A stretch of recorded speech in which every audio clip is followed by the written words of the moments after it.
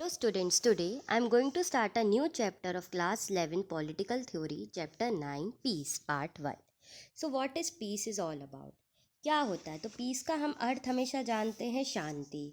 तो जब हम ओवरव्यू करते हैं कि आजकल कितना टेररिस्ट अटैक हो गया है और कितना ज़्यादा हम देखते हैं न्यूज़पेपर्स में पॉलिटिशियन, जर्नलिस्ट, इंडस्ट्रियल एडुकेटर्स इस बारे में बात करते हैं, तो एक्चुअली क्या है पीस, इसका हम इस चैप्टर में जानेंगे कि what exactly is peace, why so fragile in today's world, इतना ईजी क्यों है to say about peace, and what is done to establish peace, कैसे स्टैब्लिश करा जाता है, and can we use violence to establish peace, what are the main reason for growing violence in a society. तो सबसे पहले हम देखते हैं कि आखिर पीस है क्या। तो अगर हम डेमोक्रेसी की बात करें, जो लोकतंत्र है, जस्टिस की बात करें जिसका मतलब न्याय होता है, ह्यूमन राइट्स मानव अधिकार, तो हम ये शांति का मतलब ही नहीं पहचान पाएंगे, क्योंकि इन तीनों का मतलब एक तरीके से शांति ही होता है, democracy, justice and human rights. लेकिन हमें निश्चय ही ये याद रखना चाहिए कि शांति भी बहुत ज़्यादा एक सहमत रूप से ही हो सकती है।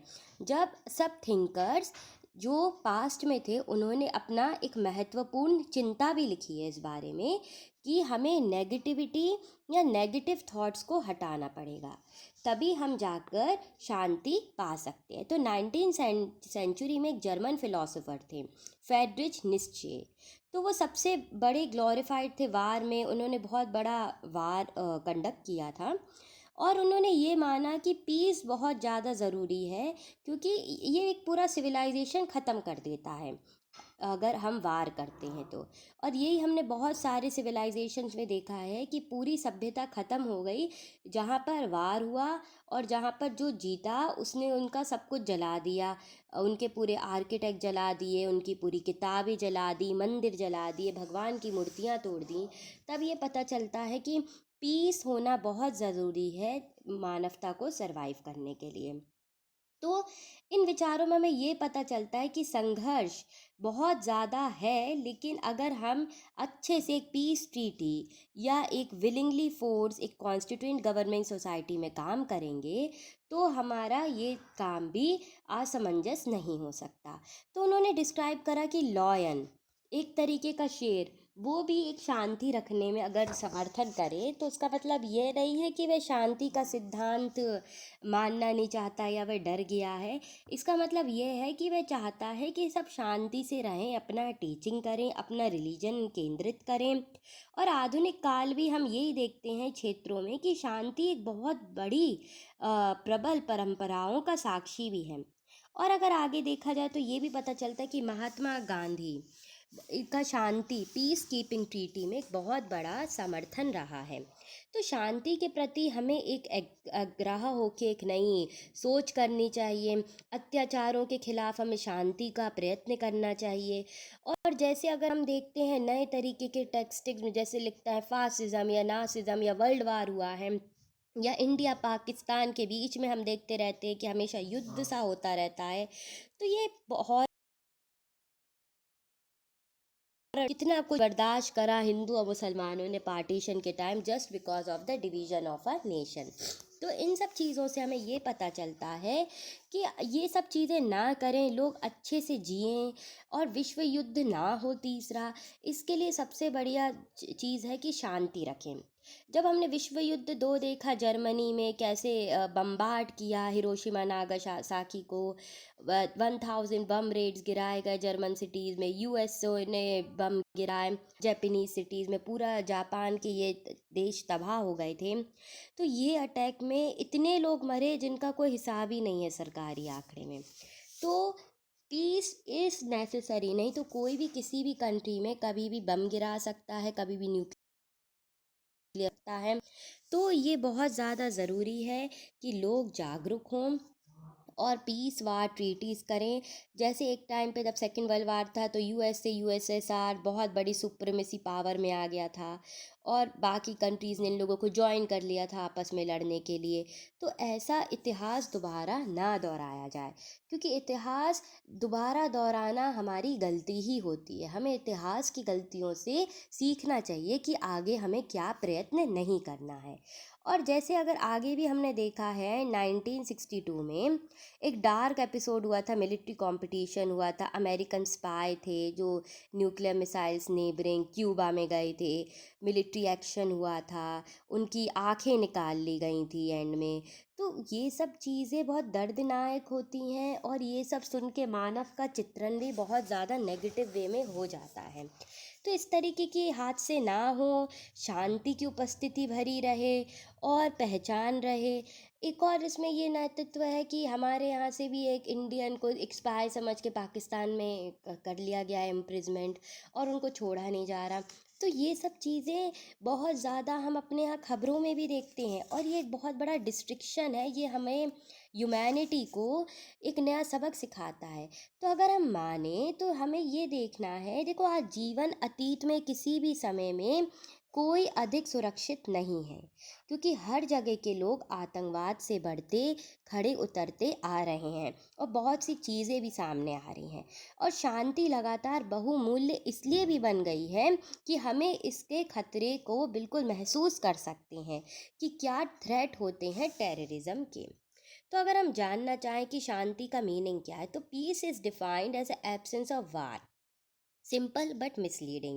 It is because war is usually equated an armed conflict between countries. तो देखो, शांति की परिभाषा अक्सर युद्ध की अनुपस्थिति के रूप में की जाती है। यह परिभाषा सरल तो है पर भ्रमिक भी है। सामान्य रूप से हम युद्ध के देशों के बीच एकदम से हथियार लेके आ जाते हैं और संघर्ष हो जाता है। हालांकि अगर हमने देखा है नए नए जगहों पर, जैसे रैवेंडा में हुआ था, बोसिना में हुआ था एक तरीके का वार, तो इन सब चीज़ों से हमें ये ज्ञात होता है we does not have to carry out this kind of activities. शांति की परिभाषा दूसरे कदम पे युद्ध नहीं है, या ये दंगा नहीं है, या हम कत्ल नहीं कर सकते, बल्कि हमें अच्छे रूप में जो भी अपनी बात कहनी है करनी है वो हम शांति से कर सकें। तो हमें बहुत ही दूर नहीं जाना पड़ता। आज समाज का मूल्य संचरण यही देख रहे हैं कि हर जगह वॉयलेंस हो रहा है, नेगेटिविटी हो रही है, हर कोई कॉन्फ्लिक्ट कर रहा है। वार एकदम से लोग जाति के कारण लड़ने लगते हैं, सिविल वार हो जाता है कंट्री में, जैसे अभी हमने यूएसए में देखा। मतलब एक वर्ग के लोग दूसरे वर्ग में लगे हैं, चुनौती दे रहे हैं, घर बिल्डिंग्स जला रहे हैं।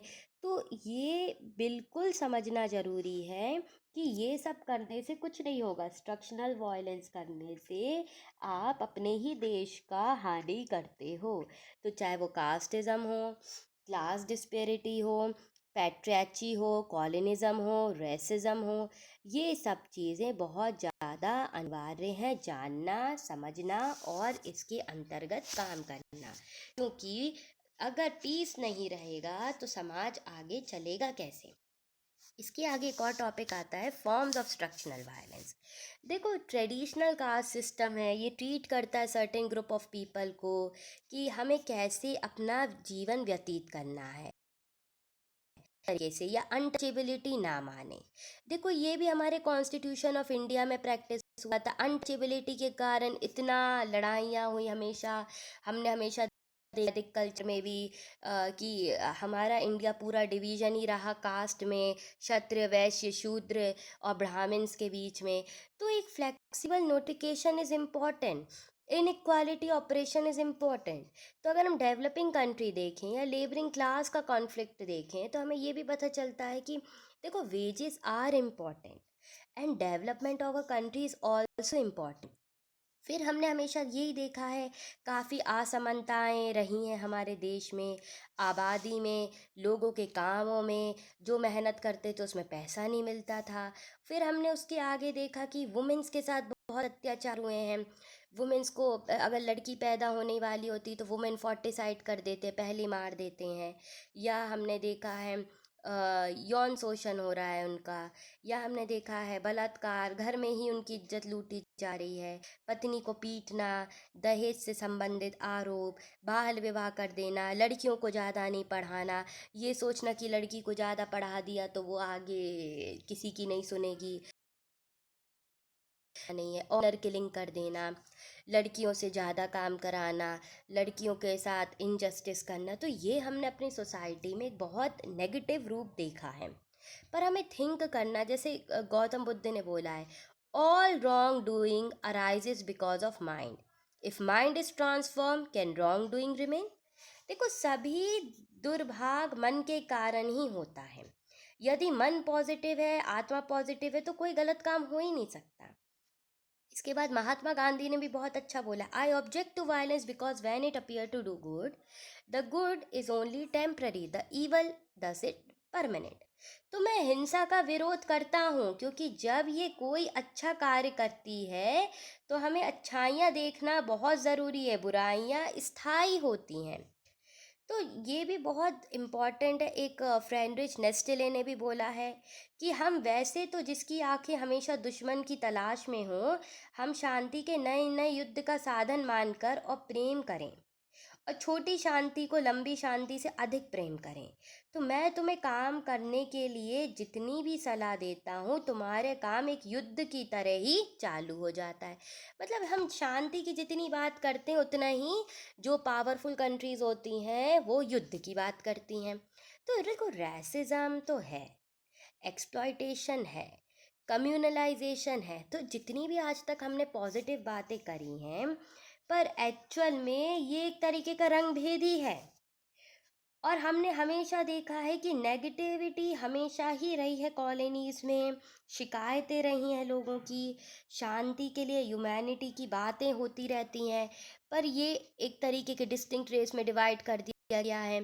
यूएसए में नीग्रो स्लेवरी चलती रही, ज्वेल्स का स्लॉटरिंग होता रहा, हिटलर जर्मनी का हमने एपिसोड देखा, तो white collar job South Africa के लोगों का बिल्कुल नहीं करते थे, तो ये भी मेजॉरिटी थी। तो ब्लैक पीपल कंट्री में एक तरीके का सेकंड क्लास सिटीज़न ही थे। तो रेशियल डिस्क्रिमिनेशन भी हमने इसमें बहुत ज़्यादा देखा है, directed immigrate from countries Asia Africa, इन लोगों का एक्सप्लॉयटेशन देखा है, मिनॉरिटी सेक्शन का रिलीजियस ग्रुप देखा है, साइकोलॉजिकल टेंजिबल हार्म देखा है, वायलेंस देखा, ये पता चलता है कि हमें शांति को दोबारा समझने की ज़रूरत है।